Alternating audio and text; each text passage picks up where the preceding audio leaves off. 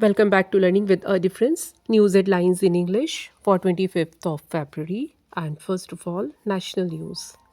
Our aim is to reach 50,000 crore in defense exports by 2029, Union Defense Minister Rajnath Singh. Parliament panel examining IT bill held first meeting.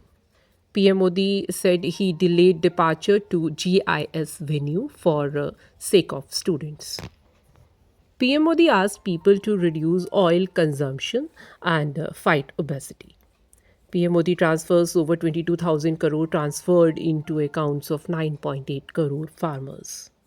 Telangana tunnel rescuers face increased risk, Australian experts. Kuwait UG 2025 NT released major update where to get all exam information.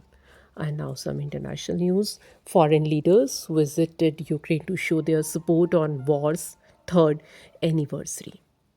UN to vote to demand Russia pull troops out of Ukraine. Bangladeshi students who ousted former PM Sheikh Hasina said to launch political party.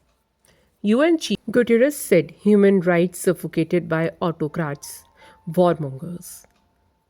Hungary to stall EU sanction decision over US Russia talks. Japan Philippines agree to deepen defense ties due to their mutual alarm over Chinese aggression. Now some sports news. Diego Gage, chief coach, casts doubts on Magnus Carlsen freestyle chess project's future. Venus Williams turned down Indian Wells wildcard. Champions Trophy 2025. Michael Bracewell shown as New Zealand restricts Bangladesh. Business related news. Retail inflation eased slightly to 4.61% for farm workers, 4.73% for rural laborers. India UK discussed advancing FTA talks. Indian Overseas Bank, that had a humble beginning, has more than 3,000 branches. And government to cap investment in EV charging for tariff relief as Tesla entry looms document show. And that's all in news. Thank you.